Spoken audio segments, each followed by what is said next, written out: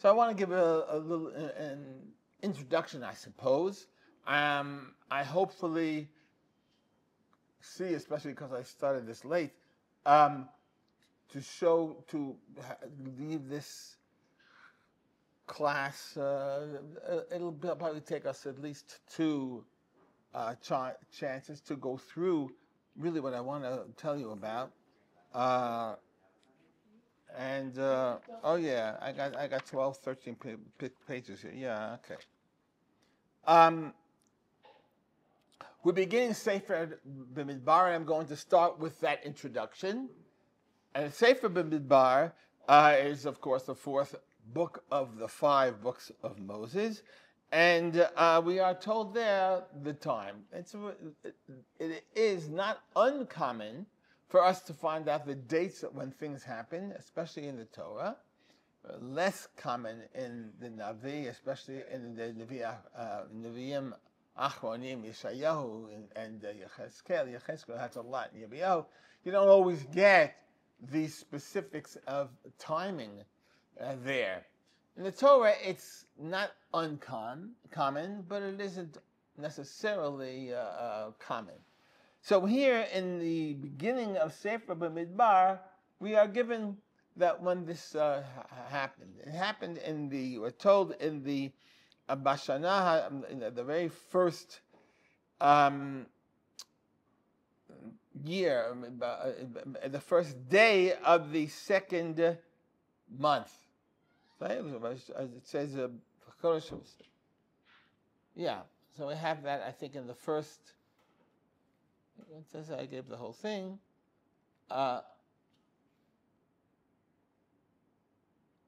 No, I'm sorry, that's not in the first thing. This is my introduction to it. Yeah, so it's in the first day of the second month. Second month is Iyar. First day, of course, is Rosh Chodesh. First day of Iyar, but it's in the second year. Second year is, I guess, second year when it's counted from the beginning of Nisan.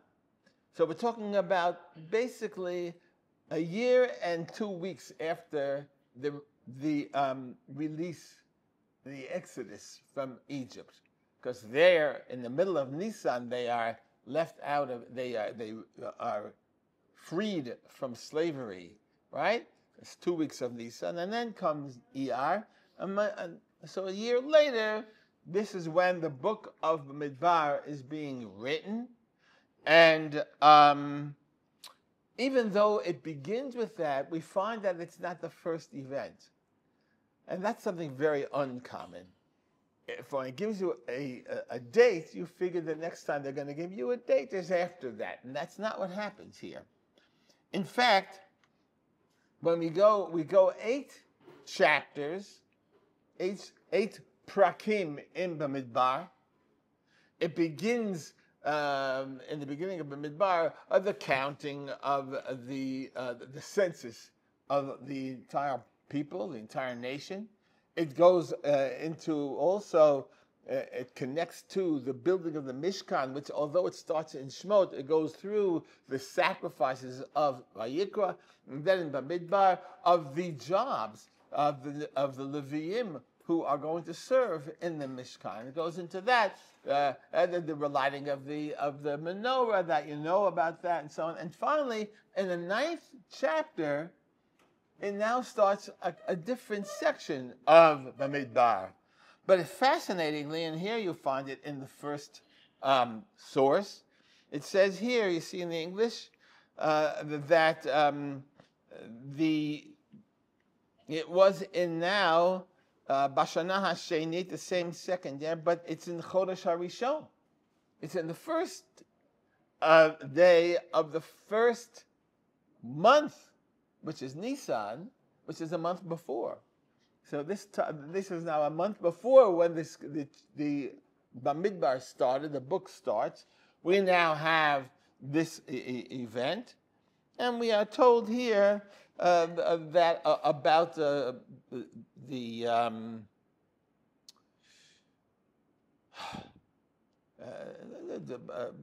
eventually Bashana, it's Pesach Sheni, we do that. And then it goes on, and it's still in the second month, but it still is, I'm sorry, it seems, in this. We go then from chapter 9 to chapter 20. So we assume that something on the second year, and you see something absolutely fascinating.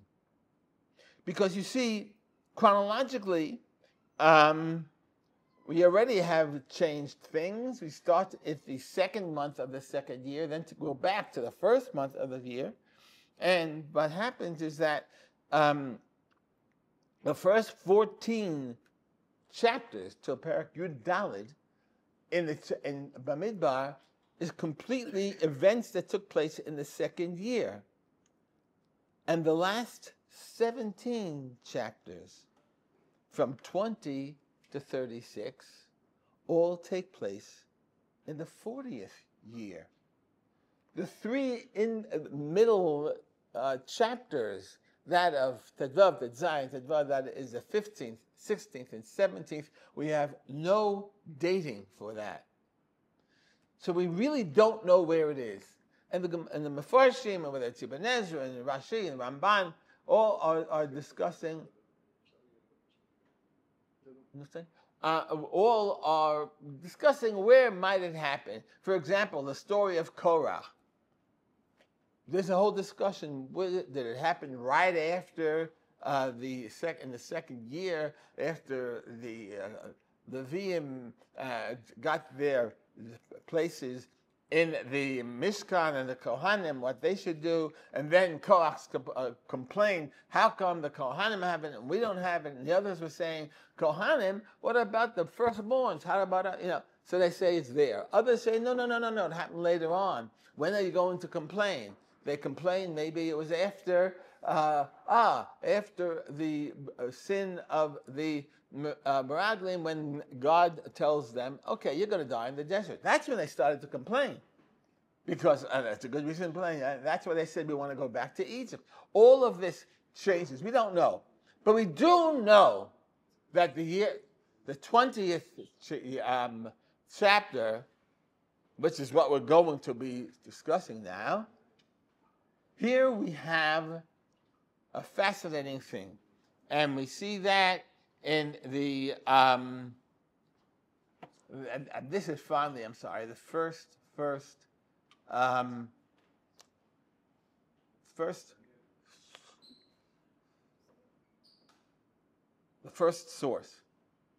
In the first source, now we find something very interesting. This is the story that we're going to be going into, and that is, of course, the sin, shall we say, of Moshe Rabbeinu. Would it be easier for you? Are you working over here? Over here, because we can always go in here.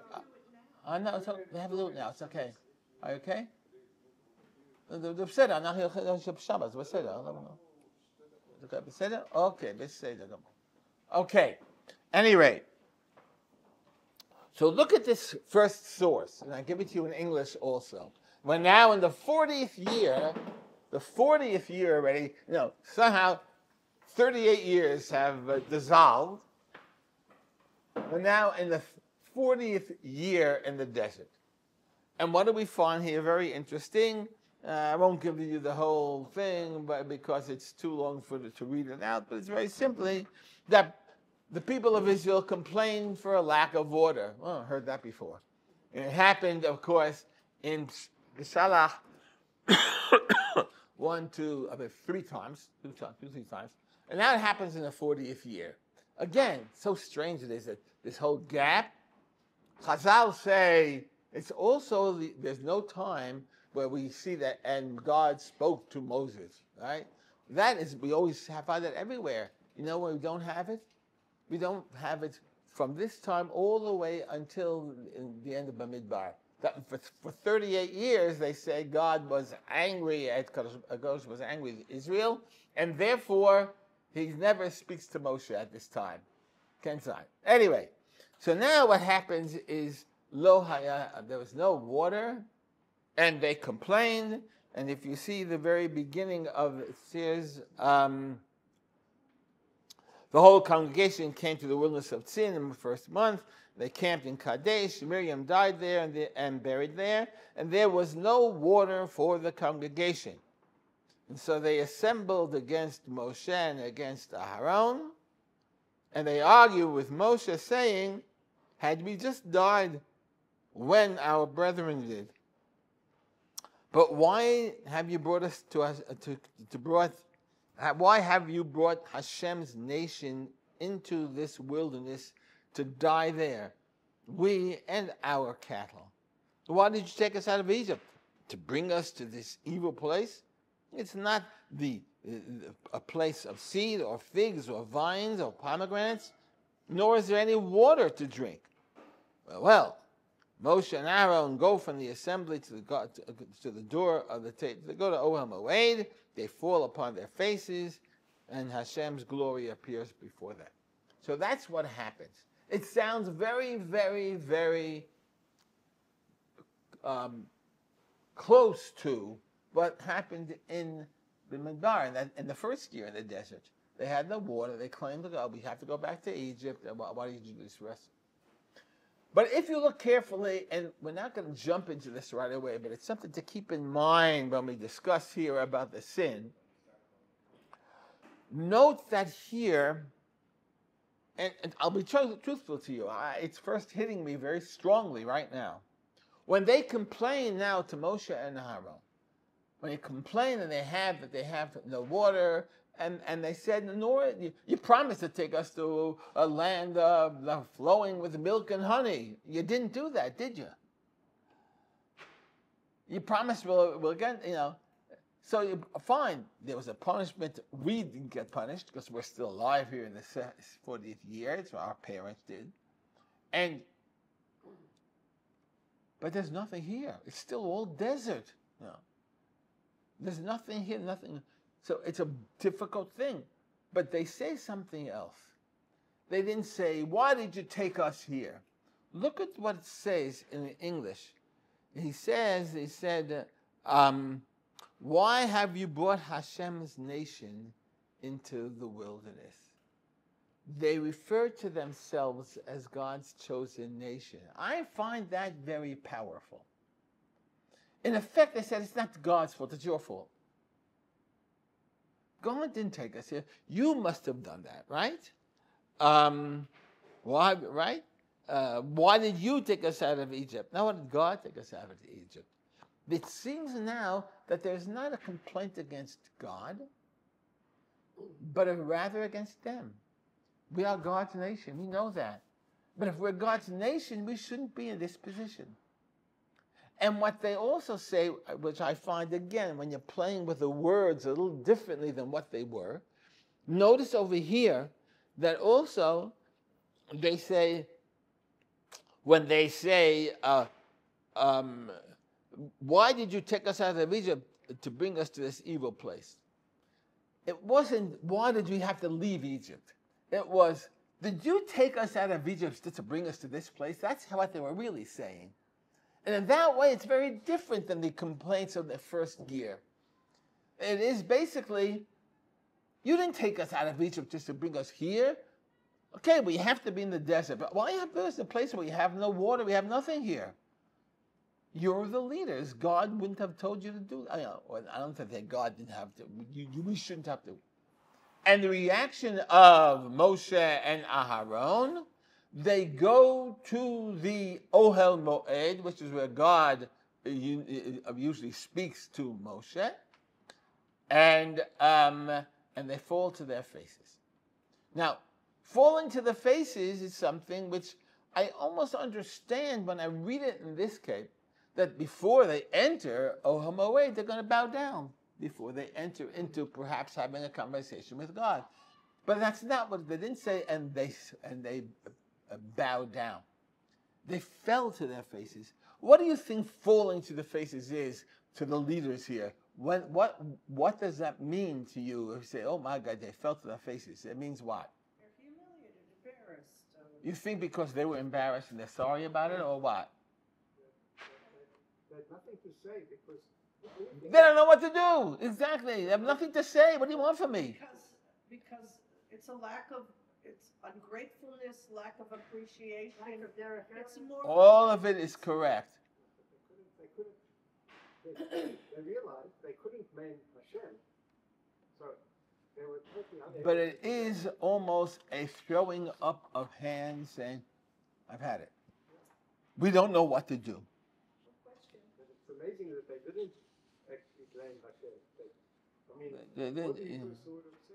It's all his Right. fault, you know, Mhm. that they didn't. But It says that Miriam died. we haven't gotten to that yet.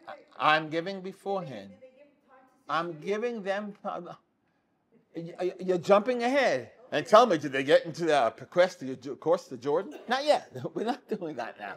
Right now, this is beforehand. Okay.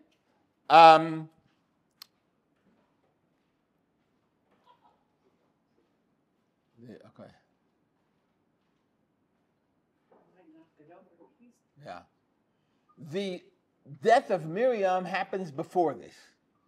I didn't put this here in the. It happened before this. Yes, indeed. You're probably thinking of that. That's why is it coincidental that suddenly they had no water after 38 years? They never had no complaint, and now they had no water. Yes, because I'll say, yeah, Miriam died, and we all know that Miriam's greatness and righteousness is why God had granted the gift of having the air, whatever you want to call it. So, and that's why there's not. But we're putting that aside. But I'm looking at this right now. They seem to be. They throw their hands up. What are we going to do? Just fell down, collapse. But yes. They haven't done anything. Moshe has provided. God has provided. Moshe probably, they fell on their faces because Hashem has provided up to this point. Yeah, the frustration. Wait, I'll show you. You'll see you'll be provided. Good. There's no hakarat at all. I would see it something else. Let me show you why. We could see this. What happened the last time this happened? And look now at the second source. Here at Marah, in year number 1, when they had no water, and that was really tough because they were first going into the desert. It's after the splitting of the sea, and they were first getting into the desert, and they had no water. When that happened, look what it says there in source number 2. Did I have the, yeah, good. And the English helps you get this first. It said, when they came to Marah, they could not drink the waters of Marah because they were bitter. Therefore, it was called Marah. It's one of the great understatements in the Torah. And the people murmured against Moshe, saying, what shall we drink? And he cried to Hashem, and God showed him a tree and cast it into the waters. Or, in the next chapter of the 17th chapter, all of Israel journeyed from the wilderness of sin in stages according to God's command. They encamped in Rephidim, and there was no water for the people. It's the second time in the same parsha. And so the people argued with Moshe, said, give us some more water so that we must drink. And Moshe said, why argue with me? Why are you testing God? So the people thirsted there for water, murmured against Moshe, saying, why did you bring us out of Egypt to kill us and our children and cattle? Almost exactly the same thing it says here. Why am I taking these? Did he fall to his faces there? They complained they had no water. There was no water. Did he say, oh, we're going to do it, and he fall to his face? No, not the first time, not the second time. So I asked again, what happened here? What happened? His sister died, and obviously it was hard for him. So he didn't have the patience because he went on to hit the rock. That's an interesting approach. Good. We see nothing. It didn't say he cried over the loss of his sister, of Miriam. I'm trying to remember there. In fact, when Aaron died, you see that in the last parsha of of Bamidbar and Moshe. It gives us actually the day when Aaron died. It doesn't give us the date of the yahrzeit of Moshe, but we do get the yahrzeit of Aaron, the first day of Av. Fitting, right? In the beginning of Av, okay. And the people cried and mourned. Moshe dies, we don't get the exact day, but again, and all the people cried and mourned. When Miriam died, no mention of mourning or crying. So I'm not going to go into why I think, I don't know. I could give answers I'm not going to, because that's not what I'm looking to do. But the idea that, he was so upset about the death of Miriam, maybe not, there's no mention there that they mourned for her at all. But at any rate. Well, people don't usually like loud, opinionated women. She wasn't loud. The only thing she ever did was sang praises to God. Otherwise, she was very quiet. Yeah. Now, but the fourth point is this was a surrender. Moshe says, "That's it. I've had it," and that he didn't have before. Now we can answer that. Yeah, well, after 40 years, it's getting a little frustrating. But on the other hand, after 38 years of no complaints, after 38 years we don't find, yes, we had TORAH and stuff like that, but nothing. No, we've seen Moshe react, for example, when I show you, is this Rabbi Tal? No. We've seen that Moshe react to the complaints with harsh words against the people. We've seen him respond by immediately praying to God, God, help me, do something. We've even seen him in the past falling to his face with Datan and Aviram and Korach, also the rebellion, yeah. And also when they had to enter the land of Israel, the Meraglim, also they fell to their faces. These were rebellions. These are very bad, right? But never did he surrender as he did here because of a lack of water. That never, ever happened. And here it does. So it has to be something. And if it's something that, in the end, as we know, has caused a punishment for Moshe, it must have been something that God wasn't that happy with. Is it written there or not? Well, let's see. That's why I'm saying, a second look at Moshe's sin. I'm going to give this class, I believe, tomorrow night, not tomorrow night, Shabbat, in my shul. I'm calling it a little different from this. I'm calling it, whose fault was it? Moshe's sins. Who was to blame? Yeah. So, no, I give it on Shabbos, Motzei, between Mincha and Mar. So, anyway, what happens here? God does indeed appear to them. They fall to their faces. God says, got to help them out. And he gives us specific things what these should be done.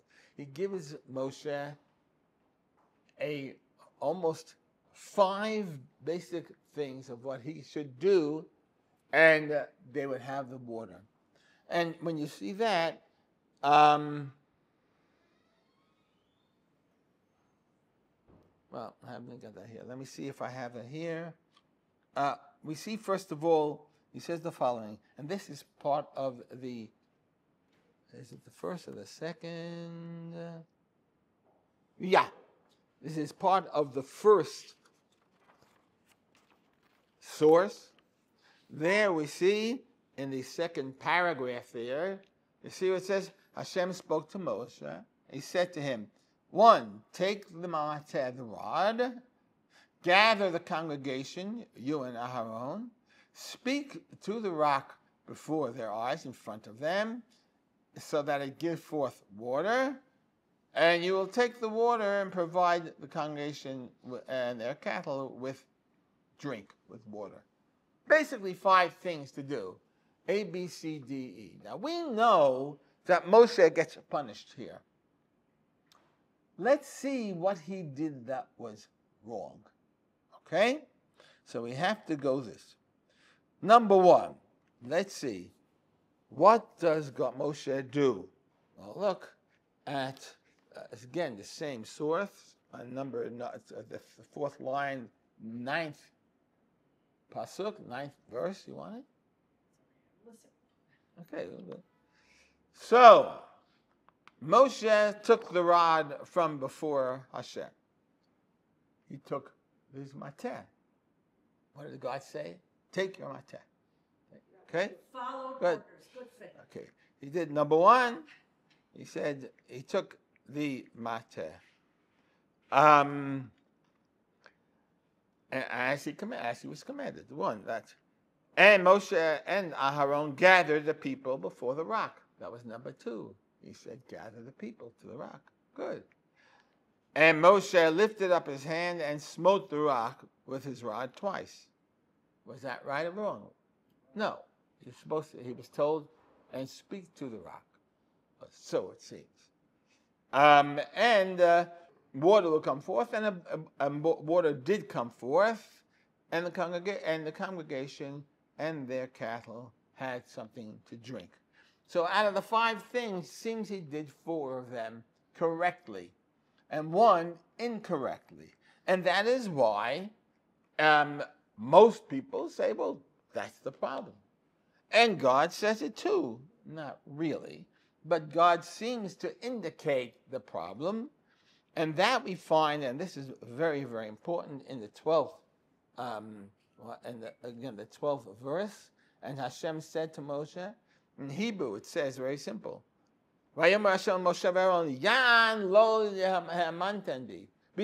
you did not believe in me, it seems. How does it say here? Because you did not, it says believe in me. I'm going to play with these words, but anyway, that's what it seems to be saying. Because you did not believe in me.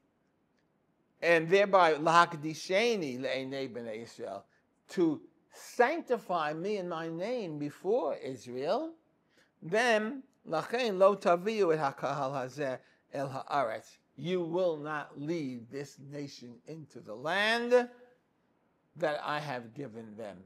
Right? Hema, maybe that's why these are the waters known as the waters of Merivah, meaning of argument, Asher Ravu b'nei Yisrael Hashem, where the people, argue with Hashem, Vayikadesh bam, and he was sanctified by them. It's a little strange already. He just said, you didn't sanctify me. It's a very strange thing. So we have the skeleton of what happened, what they did, and what they didn't do.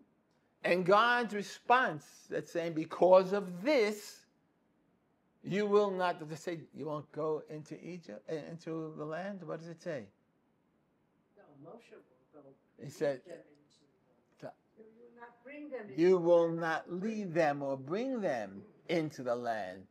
But can they go into the land? Well, he didn't say not, because Exactly. At this point, it would seem, he's saying, you can stand in the 15th row in the back, but you can come in. You just can't lead them in. No, it didn't say, where it comes in the punishment to the Meraglim, where it says, you shall not go into the land. Here it says, you will not bring them into the land. You're saying it didn't say he won't go. It just says You will not bring them into the land. Or it did not even say, you will not go with them into the land. It just says, you won't bring them into the land. Which seems, if you look at it very carefully, to be saying, well, it means you will not, lead them into the land, but you'll certainly be able to go there, find a nice place, a little house there with a pool. It seems that. No, Chazal say that means the same thing, huh? Then who was God talking to? He's talking to Moshe and Aharon. Oh, and And said, you plural, will not be able to lead them into the land. Okay? Which means Aharon's son, maybe Elazar, will become the Kohen Gadol, and Moshe and somebody else will become the leader, Yoshua, whatever, right? It was tricky. But that's not the majority view. I mean, most people say, well, he means he can't go into the land. And he didn't go into the land, obviously. So that's why. So there I have built the skeleton, but to fill in that skeleton, to be able to say, well, let's see what it could be. Because, it's easy to say you shouldn't have hit a rock. But between you and me, a man who for 40 years has led a people and did miracles for them and took them out and put through all of this difficult time, said he was a little angry, he hit a rock, and therefore God said, that's it, you can't go. It's a little severe, one would imagine. So that's, okay, exactly. Gilbert and Sullivan agrees. Therefore, we should next time go in and let's see how else we can see these psukim and what else they might be saying before we jump to the assumption that it had to be that. And I believe we'll be able to open our eyes to something different if we are able to see this, if we're able to understand better what perhaps was underlying all of this. And perhaps it was not just that one little thing, and maybe there are other things. And we'll see that next time, okay? Good. Did you finish on time or later? Because you 11:15. 11:15. But there's no other class.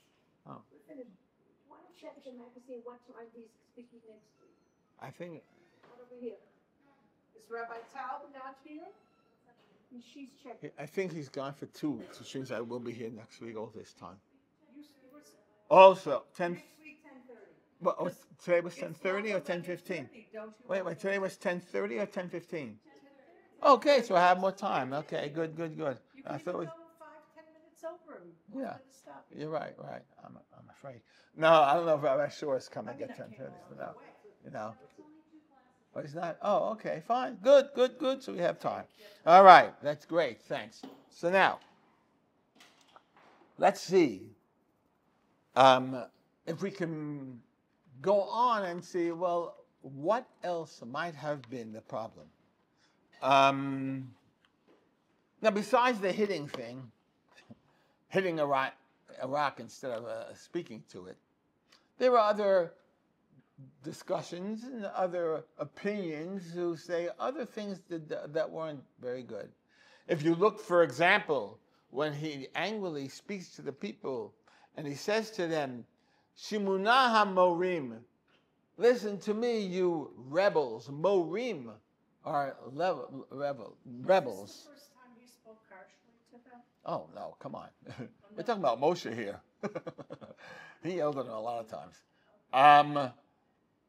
But Morim here, it means rebels, which I try not to tell that the fact that it also means teachers. But anyway, Rashi points out that here Morim, he says, is also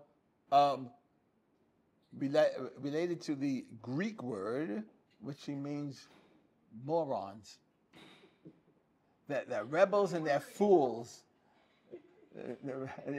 Again, don't you tell teachers that. I'm a teacher. But a rebel, when you're rebelling against Moshe, you're a fool. Moshe, read the Rashi, says that. Anyway, so the fact that he got angry was fun, but too angry. And calling them morim, rebels, we'll see is crucial. Or others say, you're right, the sin wasn't so terrible. But when you're Moshe Rabbeinu, you gotta watch it. You can't step a little bit out of the thing. God expects much more from tzaddikim, which is why I've tried as much as possible not to be a tzaddik. I don't want God to get angry with me. But tzaddik and God does judge the righteous with a different, shall we say, justice system. He expects one who is closest to God. But more than that, he expects Moshe Rabbeinu who talked to God, who spoke to God. to be far more careful. So these are the other reasons that why he has been, people have said he was being punished in such a way. But between you and me, the reason why we have a bunch of different reasons, because not any of them are really fully satisfied, for that type of punishment. Okay?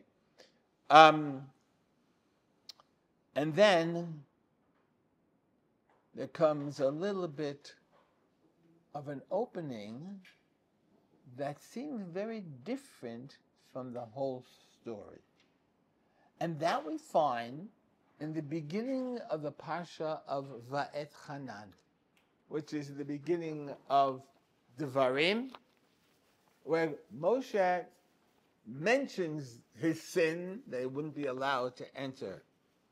And in the third source, Maramakom, we read the Hebrew of the Torah, Vayit'aber bi Hashem bi lema'anchem. And Moshe had asked God, Va'et Hanan al Hashem, I pleaded with God, and I said, Hashem, please let me go into the land, But God said very clearly, He said, no, don't talk to me about this anymore. And He says the following, Vayit'aber Hashem bi lema'anchem. There in the third source, you see verse 26, but Hashem was angry with me for your sake and would not listen to me. And He said, that's enough. Don't talk to me about it again anymore. One word which should be rattling in our brain.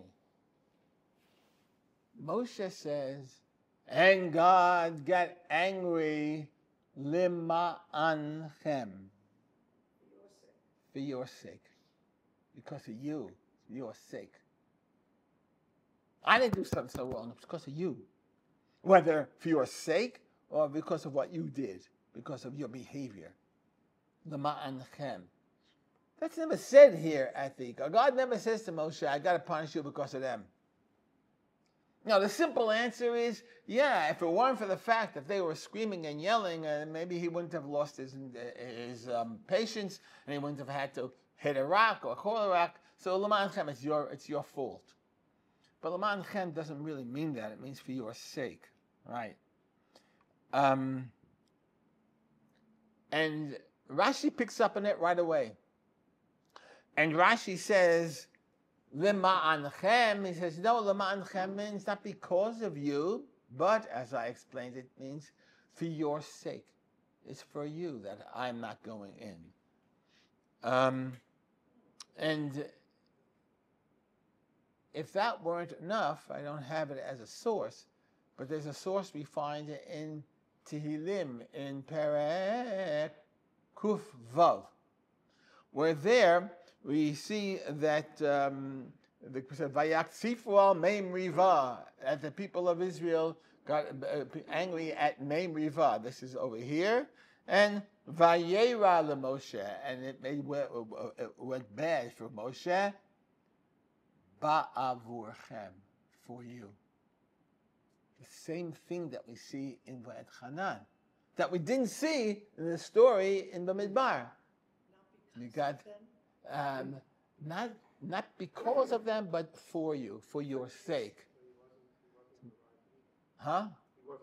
Yeah, we'll get to that. That's absolutely, I believe that's the main reason. Yes, we'll get to that. Yes. But for your sake, he's not going to do it. So now we get something very, very interesting. Moshe asks God to allow him to lead into Eretz Yisrael, and it's made a while after the sin. It's in the same year, but it wasn't right away. And it was after Israel had defeated the Midyanim, was Moab, and the war against the Kanaani Melech Arad. It was after, it was months after any sin was committed by Bnei Israel. It's after that. And by the way, and Chazal sing it right away, that's why Moshe now says, okay, you let me defeat Sichon and Og, which he does.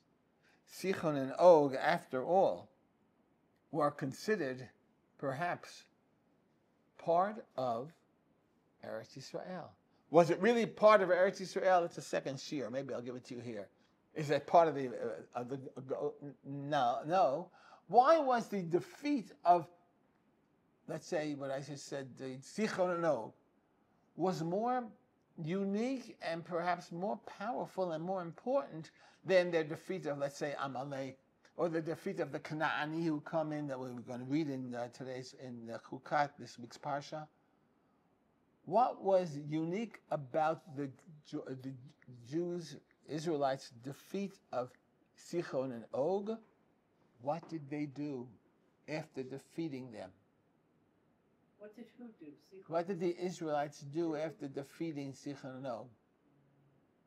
They settled the land.